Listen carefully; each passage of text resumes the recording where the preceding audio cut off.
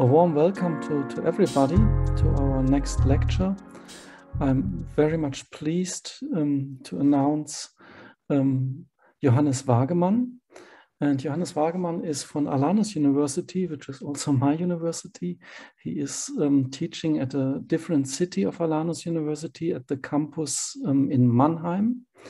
And there he's a professor for consciousness research or consciousness studies and phenomenology since 2018.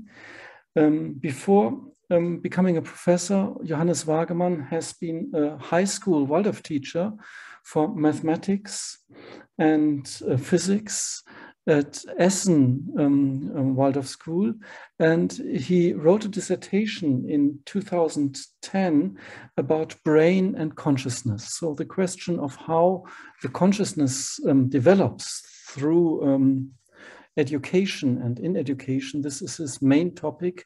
And we really know this is something which is the edge of modern science. So I'm very much happy to have that contribution by Johannes Wagemann, which I expect will show how Waldorf education fits into those questions of brain research and consciousness studies. I'm happy to have you here, Johannes. We have been colleagues in ALFDA also for a while, when Johannes has held a junior professorship in ALFDA at Alanus University, and then he changed and switched to Mannheim Alanus University. Happy to have you here, and please start with your talk.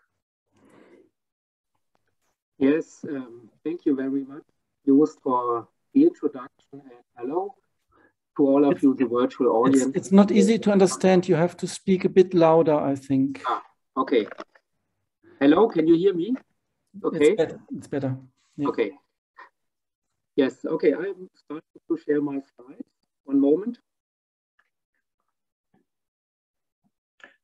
Okay, as a brief preface, I have to say that I'm not going to talk primarily about development and consciousness in children or young people, but rather about that of teachers and educators. My main concern is to show in which way adults can develop and what they can do in order to enable a wholesome development for children.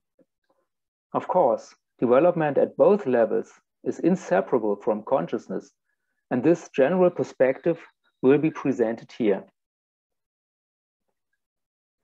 To this end, I will introduce self-education and a corresponding understanding of art as two core aspects of Waldorf pedagogy, and show how they are principally linked to the topic of consciousness.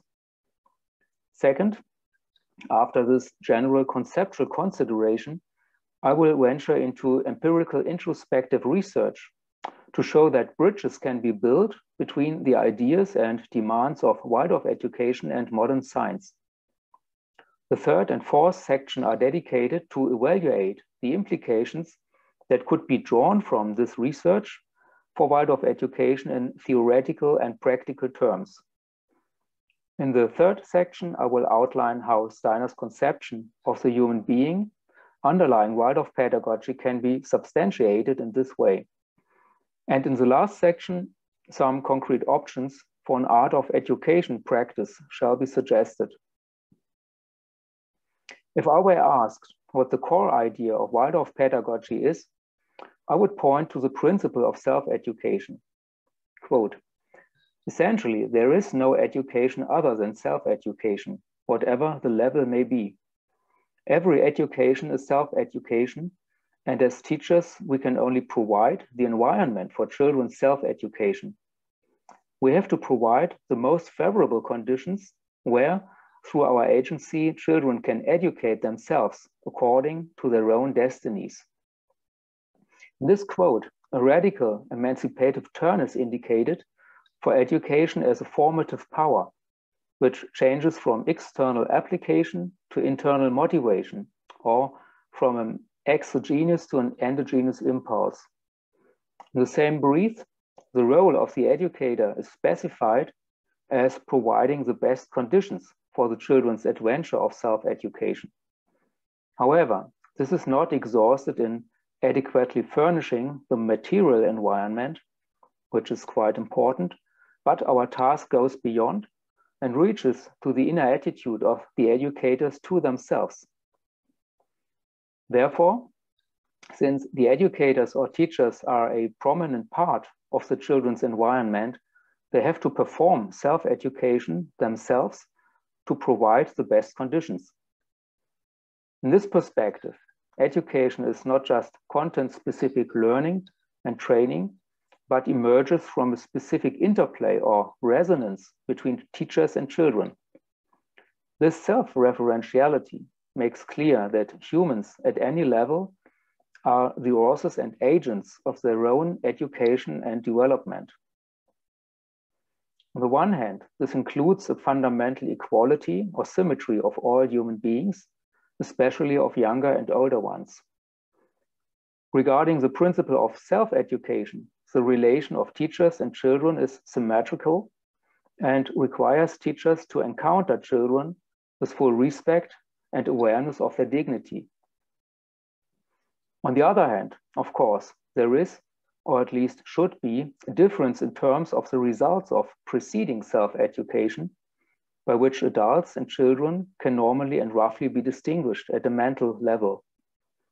Strictly speaking, it's precisely this difference or asymmetry that justifies entrusting adults with the education of young people. Notably, however, this asymmetry must not be reduced to a mere knowledge gap or an advantage in practical life experience, although this is certainly an aspect of educational processes. The difference lies rather in how consciously and autonomously people realize the principle of self-education in themselves. Hence, in sum, self-education is something that cannot be given a being from the outside, but can develop from unconscious practice, for instance, in children, to full awareness and cultivation, for instance, in educators. Thereby, by analyzing one core aspect of Waldorf pedagogy, we've arrived at consciousness as the central topic of my talk. And with this, a slightly odd expression of consciousness development in the title of the lecture can also become understandable. We can say that Waldorf pedagogy fosters the self-development of consciousness in children by conscious self-development of teachers. This by no means excludes that other aspects of human existence must also be developed in terms of Waldorf education, such as, above all, the bodily organization with its various functional aspects and existential layers. While bodily grooming and development is even a central goal of Waldorf education, it's therefore not to be misunderstood as an end in itself. Bodily development receives its integral meaning neither by the prospects of health and well-being, nor by a vague notion of surviving and prevailing against other individuals or groups. It receives its meaning only through the unfolding of the force that brings it about, and thereby offers this force the possibility of articulating itself in the best possible way in a life that is increasingly self-determined and guided by biographical insight and self-knowledge. In another word, as Steiner introduced it in his main philosophical work, self-determination and self-knowledge can be summarized as freedom. I will go into this aspect in more detail in the third part. Here, however, I would like to suggest that this is already the greatest possible perspective of human consciousness development. Another aspect to be mentioned about the relation between Waldorf education and consciousness is art and craft. Already in Rui Tyson's lecture some weeks ago, we heard about the crucial role that the arts and crafting play in Waldorf pedagogy, with many impressive and convincing examples. Mostly, however, the meaning of crafting or arts practice in education is limited to processes in which a physical material is molded or shaped. In analogy to what I have argued about the meaning of bodily development, I fully acknowledge, on the one hand, the immense pedagogical effectiveness of a material arts practice. However, on the other hand, I warn against seeing this as an end in itself. Again, I would like to stress that this eventually serves the development of the human self in order to become able to form its biography in a self-determined and insightful way, or with other words, to develop an art of living, which requires education to become an art in itself. So we can transpose the aspect of art and crafting from a traditional material understanding to an extended notion, which we can relate to what Steiner called Erziehungskunst. Here is a quote of Steiner envisioning a kind of conscious or perhaps also consciousness art. Quote, "Subconscious art has become a thing of the past. The art, which is inspired by anthroposophy, is only at its starting point, its beginning. This will be the art of the future. Just as the artists of old had no need to know what lay behind their works of art, so the artists of the future must know this, but with those forces which represent a kind of immortality, something from the full contents of the soul." Initially, this can be understood as a plea for a consciously enhanced art practice, which otherwise does not deviate from traditional kinds of material art. In the context of Waldorf education, however, this could also be taken as a cue to those forces of which we already spoke regarding a freedom-oriented self-development. To know with those forces what one is doing as an artist of education consequently makes necessary to know these forces themselves in detail, because they are the tools with which we are working as educators. Thus, once more, we are faced with the question about the very agent or the author of self-development, which now should be explored in the context of current empirical introspective research.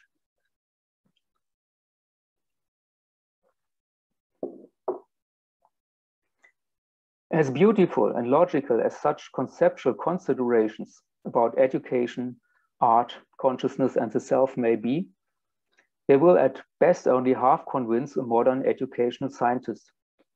Therefore, a bridge must be built between argumentations that seem self-evident to Waldorf teachers on the one hand and modern psychology and cognitive science on the other. As a result of the introductory consideration, the distanced third-person perspective of modern science must be expanded by a self-referential turn and a research method which is able to deal with it. This requires to develop the modern science paradigm further to be useful for introspective or meditative observation of one's own mental processes, be it in everyday life, in education practice, or in scientific research. From the perspective of mainstream psychology, however, this is quite problematic since introspection does not seem to be a reliable method. Hundreds of studies have shown that introspection is quite illusory and fallible. For example, test persons are sure to purchase a certain product due to its quality. This is a normal case when we are going to buy something. But factually, in this study of Nisbet and Wilson from the 1970s, the shelf position proved to be the decisive factor for the choice. Today, however, it would not be the position in the shelf, but rather intrusive advertising on the internet. Anyway, we have to bear in mind that these results are based on test persons who were not informed beforehand about the experimental procedure. On contrary, we can speak of an arbitrary deception of the participants. So, this critique of introspection may be true for normal states of consciousness in naive people, but nevertheless, this does not exclude the possibility to develop introspection and meditation as scientific tools in their own right, with an adequate methodological rigor. In fact, new approaches to first-person observation have emerged over the past decades, which appreciate test persons as serious co-researchers. Here are some examples. The neurophenomenological method developed by Evan Thompson and colleagues, in which the uptake of neurophysiological data is combined with self-reports of expert meditators. The research of K. Anders Ericsson, who explored thought processes via verbal self-reports with regard, for example, to mathematical calculation. Or the microphenomenological method by Claire Petit-Mangin and colleagues, relying on the elicitation interview. This integrates the perspectives of the first and second person in that the open questions by the interviewer stimulate the interviewees to reenact and verbalize their mental experiences. And what I'm going to focus on here, the structure phenomenological approach of Herbert Witzenmann, who has further developed the core ideas of Goethe's natural research and Steiner's anthroposophy to a modern consciousness phenomenology. By the way, an English version of Witzenmann's main work, Structure Phenomenology, which I have edited, will soon be published at Bloomsbury.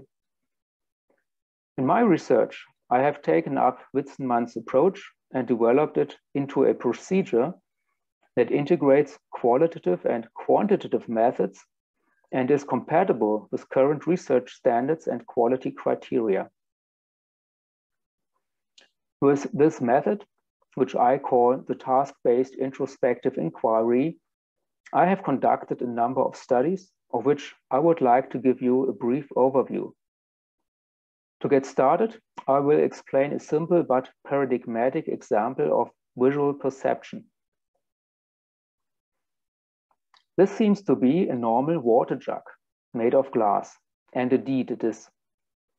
Foremost, I see this vessel being located on a surface, a table or whatever, and I see it from above into its opening. However, by surprise, I can imagine that this jug is actually upside down, and I just see the bottom of it in front of the picture. Are you able to see this? Can you confirm that option?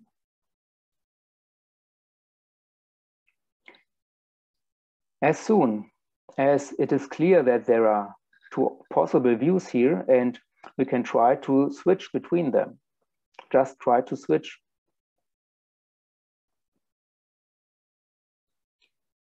In doing so, we can try to observe ourselves as to what we are mentally doing in achieving the reversal. Roughly, this can be structured into two aspects. First, I have to be able to imagine the other perceptual pattern, and then I have to test it on this given stimulus. On closer examination, these two phases can be differentiated into further mental micro-gestures or micro-activities. For a voluntary change, I have to decide to leave the previous view in order to come to another one. This means to turn away from the stimulus, and second, to actively produce the alternative pattern in my mind, be it with inner speech, images, or mental movements. However, assuming that there could something other be seen in this photo does not already include to actually see it. What if I tell you, for example, that a pink elephant can be seen here? Of course, this would be crazy. In this sense, testing means to actively turn our interest towards the stimulus again and to search for indications or anchor points in certain areas of the photo, for instance, in this region. If we succeed, we actually see the reversed water jug with full certainty as a real object. And only that means to perceive it in the usual sense of perception. To sum up these phases or gestures of mental action, we can refer to Rudolf Steiner or Herbert Witzenmann, who called this the basic structure of consciousness. Starting from a state of separation of the stimulus and the possibility to coherently see it, we turn away from the stimulus, produce and actualize a new pattern, use this for turning towards the stimulus again, and eventually perceive a consistent object. From the perspective of naive, everyday consciousness, only the end of the last phase here seems to be present for us and being fully existent without our contribution. Now I will show you an overview of my recent studies conducted in order to test this basic structure in different settings and modalities. To this end, as mentioned, I developed the task-based introspective inquiry, including methodological aspects such as multiple and independent participants, non-reactive data acquisition, mixed methods data analysis with qualitative coding, intercoder reliability testing, and statistical tools. Left, you can see the major research topics. In this study on directed thought, I implemented the 7 animals task as suggested by Alfred Mehle in the context of analytic philosophy, but now under experimental conditions. The task consists in thinking about 7 animal names according to a random starting ladder, as for example C, where you can find crab, cow, and so on. Another topic is the already described perceptual change, which can be observed with different sense modalities such as vision and audition. Here we have to further distinguish whether the task consists in voluntarily changing between different percepts, for example, tone frequencies of a singing bowl, or spatial variance of the necker cube, or in holding a certain percept while the stimulus changes in a distracting way. As in this study, where a video with disambiguated and ambiguous stages of the necker cube was shown. Here, the task was to voluntarily hold one of the variants under changing and increasingly adverse conditions. In another study, participants were instructed to count a random number of moving dots and to report on their mental processes and counting strategies. Last not least, in this study on nonverbal social encounter, dyadic couples formed themselves out of the moving group of over 20 persons and separated again. In all these studies, participants were instructed not only to complete the task as indicated, but also to report what they mentally did and experienced and the extent to which they were successful. I will now present some of the most important results, first in more general terms, and then regarding individual studies. Data analysis in all studies led to dynamic structures of mental activity, exhibiting both task-specific and generalizable aspects. At a most general level, 2 basic forms of mental activity were found, which could be denoted as productive or proactive on the one hand and as receptive or observant on the other. These 2 forms can already remind us to the perceptual change with a water jug. Here, we have a first validated cue to the forces of which Steiner spoke in terms of self-education and self-development. Furthermore, mental activity turned out to be coupled with certain metacognitive feelings. Metacognitive feelings are to be distinguished from affective feelings, as they do not refer to external objects or situations, but rather to one's own cognitive performance in the context of the task. These metacognitive feelings can be understood to indicate specific phases in the mental processes, such as difficulty or failure, as located on the negative side, and resonance, insight, and success on the positive side.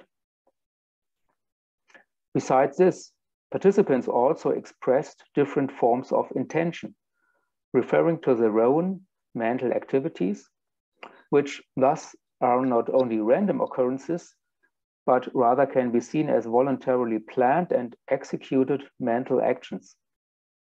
With view to Steiner, we can already establish here a reference to thinking, feeling, and willing as manifestations of mental activity on a higher processual and constitutive level of consciousness.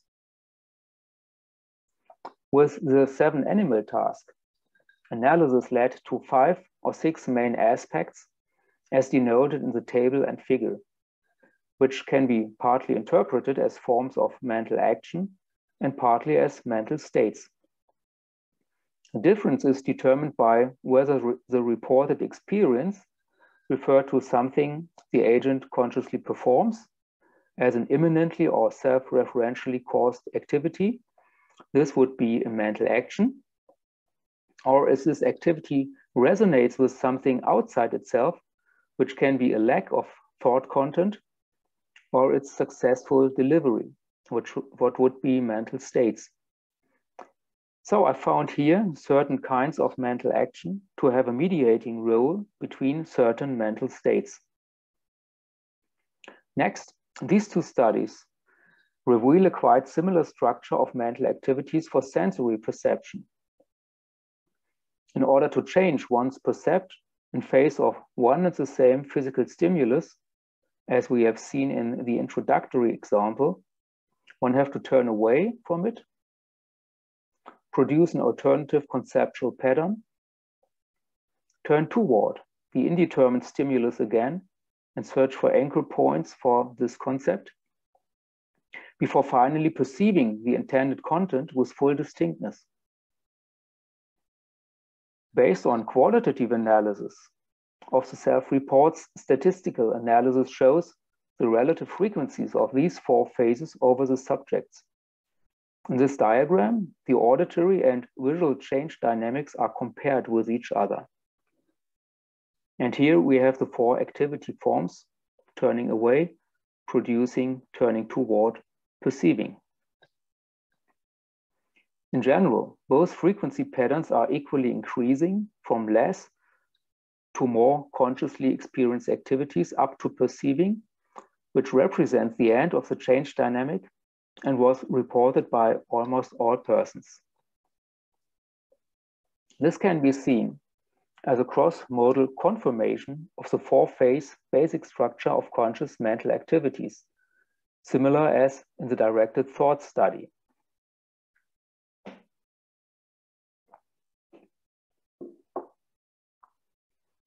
Regarding the differences, you can see that turning away and producing are higher for audition, while turning toward is higher for vision.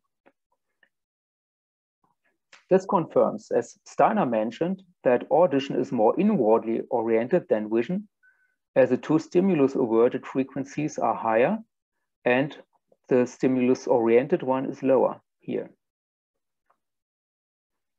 This interpretation is substantiated by linear modeling between easier and more difficult accessible forms of mental activity, as to see in these 2 diagrams. The decisive change occurs between the 2nd and the 3rd stage, that is, between producing and turning toward, which was further tested. An independent samples t-test yielded statistically significant differences of the 2 stimulus distance frequencies from linear modeling, as shown here. Taken together, we can understand this as a gradual and developable introspective access to different stages of the perceptual process, which can be further differentiated for seeing and hearing. In terms of Steiner, we can say that this is first evidence of a supersensory kind of perception, since what is perceived is nothing else than specific forms of one's own mental activities, which are independent of the specific perceptual content. Next, for social perception of one's own and another person's mental activities in nonverbal interaction, again, a similar structure of 4 micro-gestures could be demonstrated. As observed from person A's perspective, a proactive focused, and a room-giving opening activity can be distinguished, each of which can be further differentiated according to whether it originates from person A or person B. Regarding the experimental conditions, specific activity patterns were observed. One group was forbidden to engage in physical contact, such as hugging or handshaking, while the other group did the task without these restrictions. Here, you can see the deviations of frequencies from a balanced distribution for the first group. So we can say that under this condition, proactive activity of both persons is significantly stronger experience than room-giving opening activity. This is reasonable because in untrained everyday life, we are used to attend more to self-assertive intentions, which are connected to certain contents, than to their acceptance by the other person, or vice versa by ourselves. Under the other condition, with allowed physical contact, the activity pattern was even more distorted, in that both gestures of person A were significantly more salient than those of the other person. This is also understandable, considering that when we have physical contact with other people, we primarily experience our own embodied existence more strongly at the expense of more subtle mental intentions and expressions of the other person. Okay, after this forced march through my recent empirical work, first I must beg your pardon for swamping you with so many research details that may be considered unfamiliar and exhausting in the context of Waldorf education. Nevertheless, I hope you were able to get in a little, as it was my intention to show that the self-referential force Steiner spoke of in reference to a conscious art of education can be explored and validated across different experimental settings in terms of modern cognitive science methodology. In this section, I will derive some theoretical implications for the foundations of Waldorf pedagogy, before finally showing that the results can also be valuable for educational practice. On a conceptual level, this research allows differentiated insights into mental processes that are normally subconscious. However, challenged by cognitive tasks, people are apparently able to become aware of constitutive dynamics of consciousness, the variations of which can be traced back to a universal basic structure. This basic structure brings together three aspects around which philosophy, psychology, and neurobiology have wrestled for long times without finding a consensual solution. Here, sensory stimuli are understood as the effects of sensorial and neural processes which are relevant for cognition. While with perception, this is what the visual or auditory systems provide. In the study of directed thought, this takes the role of stimulating the search for further animal names or whatever is searched for when being faced with a lack of thought content.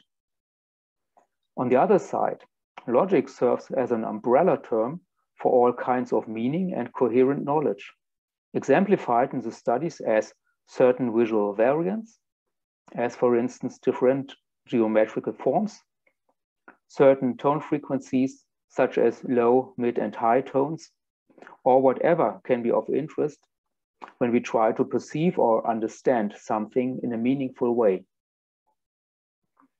Of decisive importance with view on Steiner's conception of the human being is that these two dimensions, here the red and the blue one, are not to be confounded or mixed with each other. They are independent of each other, at least to a certain extent, because in all cases, the same perceptual stimulus can be imbued by different conceptual contents. So, according to Steiner, in the individual genesis of consciousness, concept and percept are separated by organic decomposition and reconnected or recomposed by mental activity. Thus, the empirical focus on mental activity is paying off, and so far it stratifies different dimensions or layers of human existence, and at the same time explains how they are dynamically integrated. This is proven by the fact that mental activity takes on different forms which adapt to the complementary components of reality, concept and percept. So it appears reasonable to distinguish in epistemological terms what enters the cognitive process under different conditions. Notably, these activity conditions are no abstract speculation, but only resulting from what independent test persons are able to observe when doing the task. As said, the basic structure can be claimed to be empirically validated, which also sheds new light on Steiner's epistemological and anthropological conceptions. With view on Steiner's general education course, the four microactions can be assigned to what Steiner denoted as sympathy and antipathy, as indicated on the slide. In terms of anthropological stratification, the basic structure gives rise to nothing else than a trichotomy of humans into body, soul, and spirit, with the option to further differentiate these layers as indicated with shaded colors. Now it becomes clear that the soul and its forces must not be misunderstood as a vague expression of subjective experience or as an abstract substance, but is at its core just our own performed and potentially conscious mental activity, which Steiner denotes as the I. Specific layers of the soul result from interaction of the I's expressions of mental will with the individual body and the potentials of universal spirit. With view to the social interaction study, the basic structure also applies to the interaction of mental agents whose different gestures of activity can be understood to permanently change the roles of concept and percept between the persons. Steiner called this the sense of I, or sense of the other self. Next, I would like to tie up with Steiner's conception of freedom, as already mentioned in the introduction, where we identified freedom as the common denominator of self-determination and insight, and as a most comprehensive perspective for human development. As a crucial aspect, freedom at the most fundamental level is nothing which can be externally given to people, which is in full analogy to self-education. A given freedom, be it by God, evolution, or other external powers, would undermine the agent's challenge and dignity to develop freedom on their own. Consequently, every single individual has the option to struggle for one's own freedom by overcoming what makes them unfree. Steiner pointed out that this development must start with learning by doing what consciousness is. As long as we don't understand where our mental contents, emotions, and intentions come from, and we are unable to control them, it's hopeless to strive for freedom. But if we know from our own observation how we are causally involved in the creation of thoughts, perceptions, memories, emotions, and so on, we have the freedom to separate from unwanted content and connect with a mental content that seems truly appropriate for ourselves and for the world situation in which we find ourselves at the moment. This experience of mental agency, which Steiner called moral intuition, extends to further stages of realizing an action in the external world, which Steiner denoted as moral fantasy and moral technique. Although this is a very rough sketch of Steiner's conception of freedom, it might have become clear that first-person consciousness studies can contribute to an understanding and realization of this idea, and that they show how the dynamics of mental activity can be unwheeled by introspection or meditation and upgraded to the level of voluntary mental actions. In the last section, I will outline implications for an art of education practice, building on that option.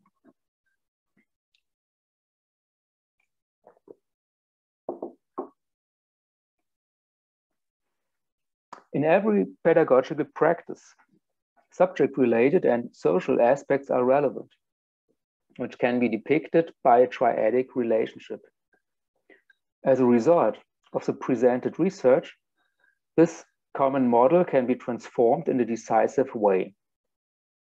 Usually, the lines connecting the human individuals and the subject, which can be a material object or a certain topic, are interpreted in the frame of psychological models or didactic methods, but however are mostly understood as abstract.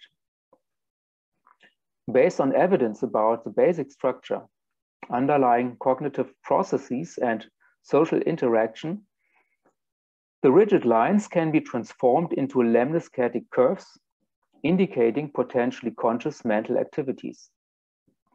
Here, the arrowheads indicate the different forms of mental activity, which were found for non-social, here in blue, and social processes, in yellow. As we have seen, these activities do not separate subject and object, or subject and subject, but rather connect them in a fundamental dynamic, without, however, leveling out the differences. Now it becomes clear that it is this dynamic, or more precisely, these mental activities, which are waiting to be consciously observed and shaped in an art of education practice. In the following, I will outline a perspective of consciously working with these forces and this material, so to say, in educational contexts. Regarding the social interaction study, I already mentioned the distortions to which an ideally balanced distribution of activity forms may be subject. Another kind of distortion, or better modification, shall now be considered in terms of characteristic forms of relationship between teachers and students. Nevertheless, due to the transmodal validity of the basic structure, these considerations also apply to the subject-object relation in perception and thought. In the middle, you can see an ideally balanced dynamic encounter encompassing the whole person or whole persons at stake. From this, there are two modifications. The upper one, when the two sides are separated at the crossing point. The lower one, when the crossing point is dissolved, so that the two sides flow into each other. The upper modification can be interpreted as a distanced and static behavior in which the teachers confine themselves to their professional role and do not allow emotions or impulses to resonate and no spontaneous but perhaps risky inspirations to come along. The lower modification shows the other extreme of becoming entangled with the other person or thing without maintaining distance, which can be accompanied by uncontrolled affects. In this situation, the contributions of the two interactants cannot be clearly distinguished. Of course, many intermediate forms are possible, completing the characteristic forms to a dynamic continuum. In an educational context, it is of great importance to be aware of these actually occurring typical forms of relationship and to be able to shape them in the sense of creative freedom. None of the forms can be placed above the others. Even the middle, ideal form, is often experienced only briefly and in transition between the other two forms. This cannot be otherwise, since the upper form of relationship corresponds to an emphasis of the antipathic forces and the lower one to an emphasis of the sympathetic mental forces, both of which together only form the complete basic structure. If we as educators develop ourselves to perceive these microforms of mental activity and thus to be able to consciously shape them, we can deal with a wide variety of situations in a mindful and highly differentiated way. For example, a situation might look like the one shown at the top right. Just take a moment to think about this.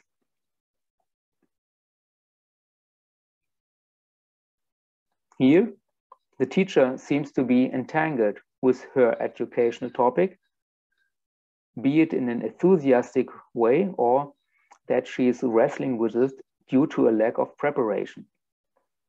On the social level, here in yellow, the teacher has lost direct contact with the students and seems to respond quite formally, without resonance or empathy, to the children's behavior.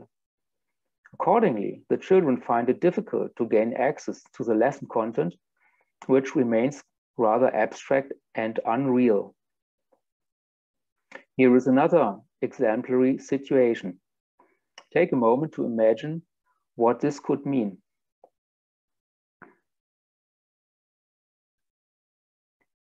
Now, an exaggerated closeness occurs between the teacher and one or more students, for better or worse, with the result that the content of the lesson fades into the background or even loses its relevance altogether. Of course, much more differentiated activity dynamics and relationship patterns can be observed in real classroom situations, which can hardly be adequately captured by such a schematic diagram. My main concern is to point out the possibility of an awareness or mindfulness trained by one's own introspective meditative observation, which offers the basis for a social aesthetic formation of pedagogical processes. In a certain sense, such dynamic imaginations can also be understood as social warmth images, as perhaps Joseph Beuys had in mind with his idea of the social warmth sculpture. Beuys demanded that, quote, "It's very important to develop this concept of art where every human being can become a creator of a living substance. This is a social organism." At this point, modern consciousness research, performative art, and a deep spiritual attitude may converge in an art of education in Waldorf pedagogy, in a consciousness and conscious development of educators and children. Thank you very much for your attention. And now I'm looking forward to your comments and questions. Thank you, Johannes, for your presentation and your talk. So you're just on the point. It's 8 o'clock already, and we have time to speak about it. I think there are many questions due to the very complex topic you presented. I just have a look in the chat if there are already questions coming in. May I have an oral question, Joost? Yes, sure. Thank you for this presentation. It's very interesting. You started with this outstanding quote by Steiner, that every educational situation, every education is a form of self-education. Also in the relation between teachers and children. And it's very interesting. We have to, as you quoted that, we have to provide the right context that the self-learning of the child can happen. Now, if you have taught children to read and to write, then you can have that experience that in the end, they do it themselves. and I'm not doing it. The way you went through this 45 minutes with us, it is for me not so easy to understand that you give now a proof of this quote. That's my first question. And I would be very happy if you would give a comment now from yourself to that. That's the first question. My second question is, as I have understood education, we are always educators, also for very small children, in a highly unconscious way. But they are still learning. And step by step, the conscious processes are awakening in the child. So what I did not understand in your presentation is that that is a dynamic process. I mean, education starts at the moment of birth, and that is highly unconscious. And also children in class 1, 2, 3, and 4 are highly subconscious in their learning activity. So how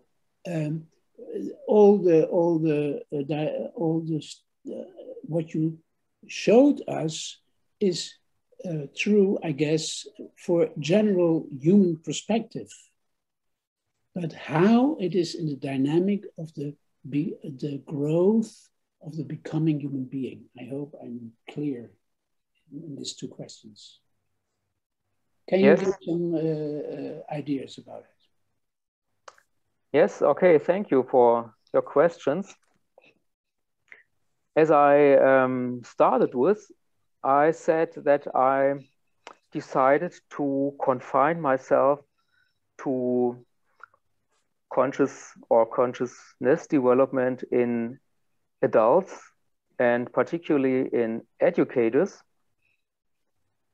because I am convinced that this is what we can do, and we can observe in children as being their environment the consequences or the effects of developing ourselves. When we are not developing ourselves, we have no chance to understand what goes on in children in a highly unconscious way. So we have to take on a leading role in this sense, and that's the asymmetrical aspect. But the symmetrical aspect, as I explained, is that even at an unconscious level, also children make the same mental gestures as we are making, but in an unconscious way. So I think, even if I did not spoke about the development of children regarding consciousness over the years, I hope to have made clear that it's the same forces in adults and children which are developing. And in my opinion, it's very important to know as educators, to know for educators these forces, which we are the authors and agents ourselves. I don't know if this is an answer for you, but that's my perspective. Mm-hmm, mm-hmm, mm-hmm, mm-hmm. Yes, yeah, thank you, thank you. I am aware that, may I have another question, Joost? Yes, please. There is a comment by Jane, and this will come after you. Okay. This request for self-development, in the teacher's profession, I know very well. And in the 40 years that I taught, I have tried to realize that as far as I'm able. But I have seen also lots of people doing very good jobs in education without this aspect of self-development.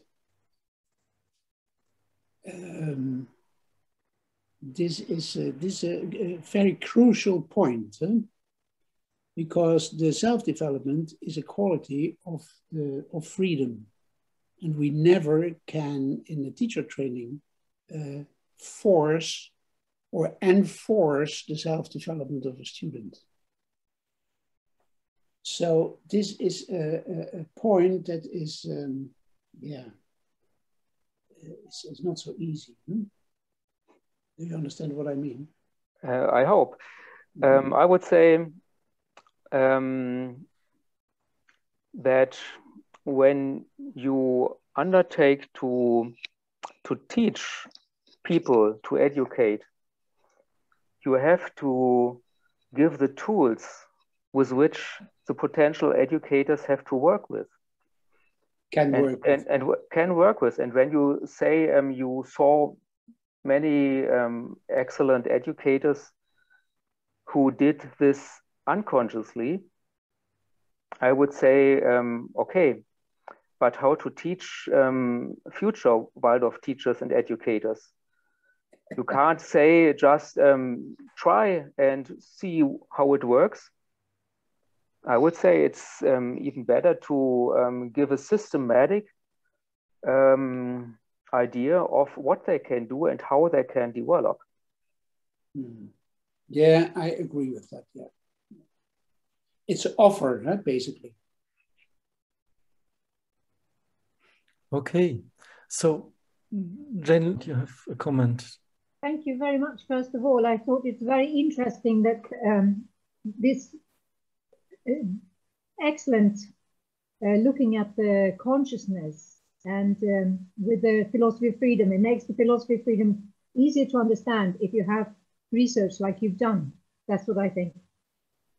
It's only a little comment, and that is about the English language. You use the word grooming in your text with the children. You encourage them. Grooming now in England means a pedophile who is grooming somebody. So if you are publishing anything in English, you must take that word out. Okay, I will check this. Yeah, just check if you can't use it. Thank you. Yeah. Thank you so much, Jane. Thanks for the feedback. Yeah. Are there other questions or comments? May I have another question, Joost? Yes, sure. I don't want to be unpolite, but in the very beginning, you gave this very interesting quote by Steiner about the future forms of art, so that the unconscious forms of art are basically belonging to the past, and that the future art is a conscious art. And I know that quote, and that's very interesting, and lots of artists struggle very much with that. How is that in education? I will in education, when I do art with the children,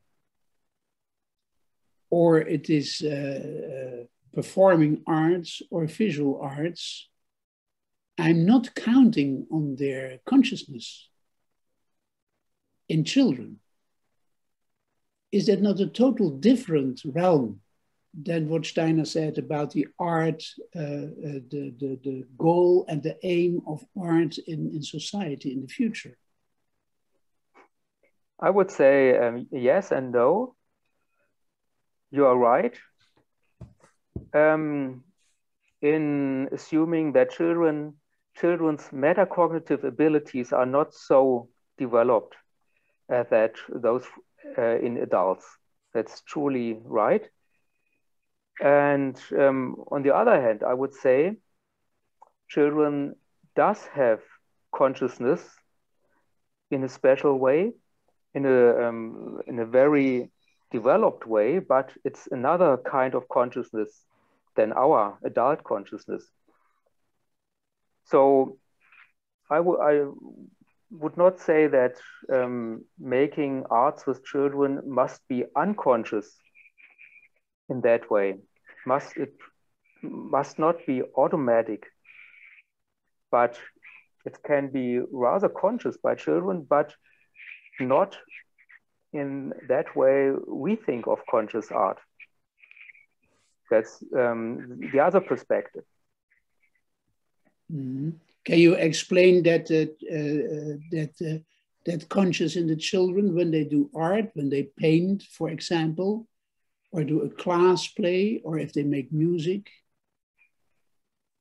I would say it's a kind of flow experience, what we call flow experience from an adult's perspective, but it's normal for children to connect with the things and processes. And I would say it's also a form of consciousness, but if we educate, if we teach children, we are not, it's not good to fall into those states of consciousness as teachers. If I do a class play and I give certain children a role, then I have often experienced that when they grew older, when they left school, when they became adults, that they come back and told me, now I know why you give me that role.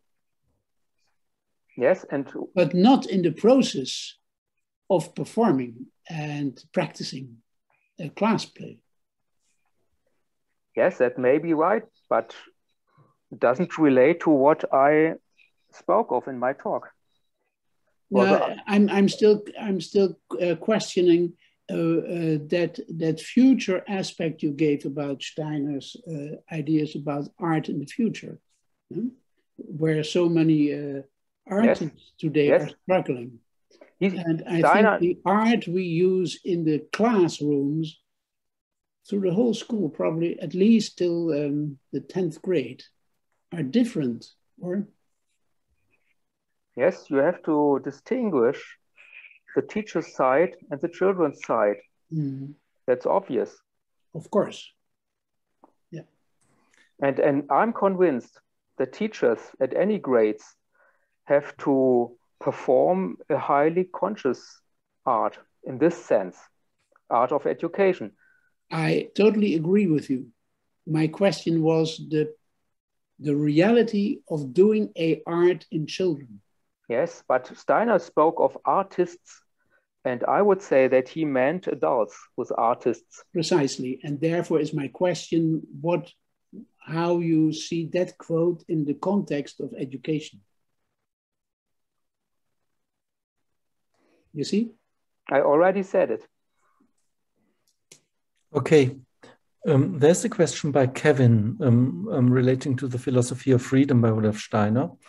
And maybe you can put it, Kevin.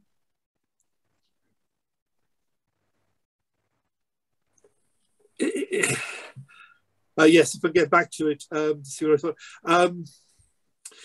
You know, in the philosophy of freedom, Rudolf Steiner, and in other places actually, Steiner talks about the way in which the thoughts are presented is a means of spiritual activity in itself, if one can only take that up in the right way. He talks in other places too, prior to the philosophy, about the capacity to think in forms, to create, as it were, musically, out of concepts, rhythms of expansion and contraction and so forth. And I was just wanting to see how that related to what you were saying with regard to the philosophy of freedom in your lecture. Can you please repeat your question? Oh, sorry. Okay. Steiner spoke about, in a number of places, and in the philosophy of freedom, he said that he tried to achieve that through reading it in a particular way, through taking it in, one would come into connection with thought forms, which he had set into the text, so that thinking can unfold in new ways as a result of that. And it seemed to relate to what you were saying about the philosophy of freedom, but I wanted to try and get a closer coherence between that and what you were saying. I hope that's clear. Sorry. No, I don't know what you are speaking of in reference to the philosophy of freedom. What do you exactly mean? Okay. He indicated a number of places, also outside the book when talking about it, that the book was written with numerous rhythms of contraction and expansion, of inversion and reversion, and so forth, so that the reader who entered into that form of thinking actually could see thinking as a series of, as it were, musical forms, and appreciate them in the same way as one would appreciate a piece of music. Okay. I understood what you mean. Okay, if I got you right, you want to say that the philosophy of freedom is itself a piece of art, in the sense of a piece of thinking art or thought art. Yes, that could be a perspective. And also Herbert Witzenmann wrote a book on this topic, the philosophy of freedom as the path of the artist. And he spoke of several gestures and rhythms and so on. And okay, I would say the forms of mental action I found in my empirical work can be taken as basic forms that could also be found in the structure of the philosophy of freedom. But it's very special. You have to research this very carefully. Yeah, okay. Thank you. I think George O'Neill is probably someone who went into that in great depth in the past. His work is still available, fortunately. Thank you. Thank you very much. You're welcome. Nisha, you're having a question. Maybe you can put it yourself. It was more a comment, actually. I really enjoyed the three lemniscates diagram about the interplay between the teacher, the student, and the object. I'm a transpersonal arts counsellor, so the teacher or the parent, the student, and the object being the arts is very much my world. But I still sort of noticed the mental health services and therapists sort of judging that relationship in what I feel is quite derogatory language. So words like transference, counter-transference, projective identification, projection, codependency. And really it's just two or three people or three aspects moving rhythmically together. But because of these words, I really sort of struggle with how far in and out to go. That's all. So it was just a comment that I really enjoyed those three, the lemniscate diagrams, delivered in a non-judgmental or mental health kind of derogatory terms way. Thank you. Yes, thank you for your feedback. Right now, there are no other questions and no other comments as I see. So it's nearly the end right now. Do you want to add something, Johannes?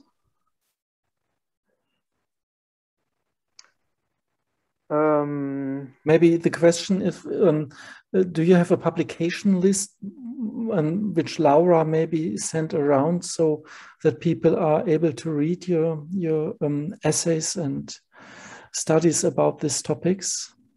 You can see the studies presented in the talk on the last slide.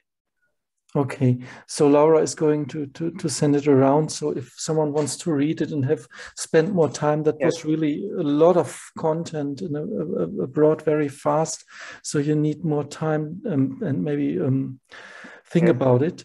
And otherwise, you can visit my website at Alanus. And there we find all the articles. Yes. Great. Okay. So maybe you can put it in the chat, Laura, the personalized website of Johannes. Also, you can have the download of the certificate of participation. It's also, there is a link in the chat. And so if there are no other comments, I'm happy to announce the next lecture given by Frank de Kifte from the Netherlands, from Hogeschool in Leiden. And this is about the art of didactics. I'm looking forward to see you all next Tuesday. Have a good week and all the best for you.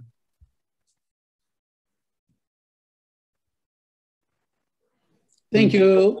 Thank you, Johannes. Yeah. Goodbye. Johannes, thank you very much.